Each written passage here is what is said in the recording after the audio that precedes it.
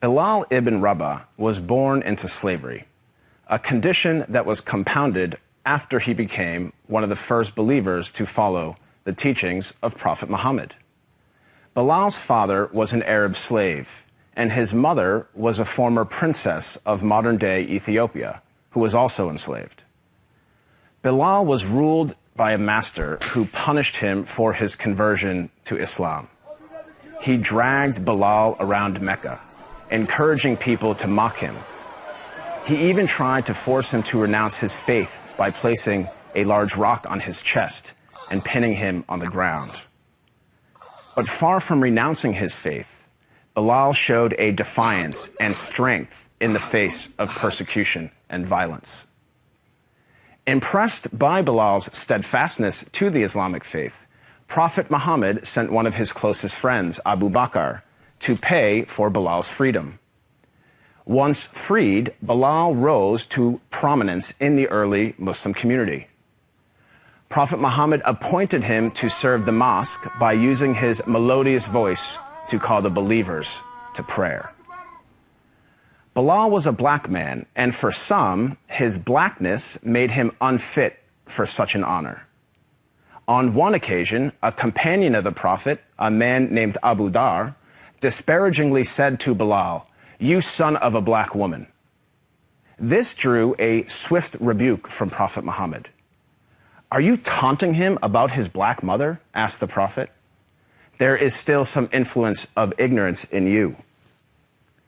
The ignorance the Prophet identified was rooted in the misguided view that a person's race reflects his or her moral character or social status.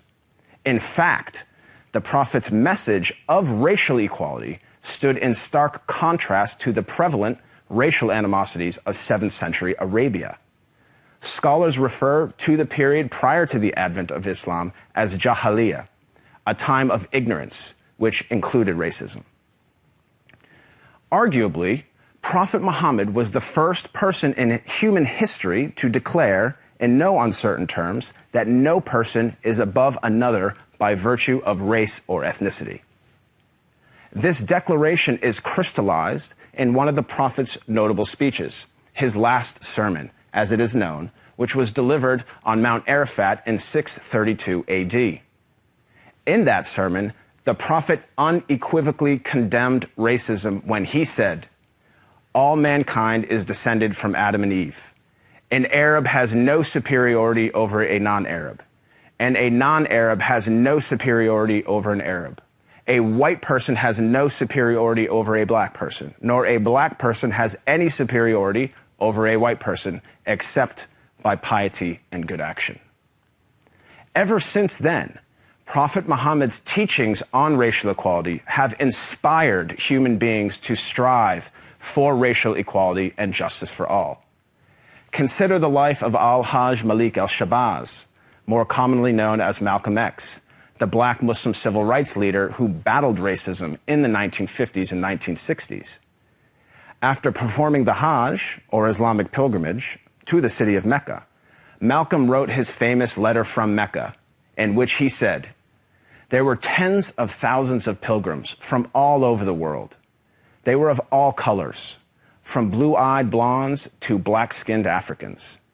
But we were all participating in the same ritual, displaying a spirit of unity and brotherhood that my experiences in America had led me to believe never could exist between the white and the non-white."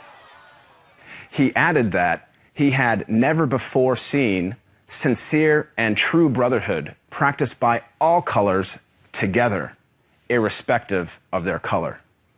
The Hajj for Malcolm represented a shift away from racism and towards racial equality. The teachings of Prophet Muhammad encouraged all people to strive towards anti-racism, which is quite different than simply non-racism. While non-racists do not openly express prejudiced views, they also do not work to dismantle racism in any given society.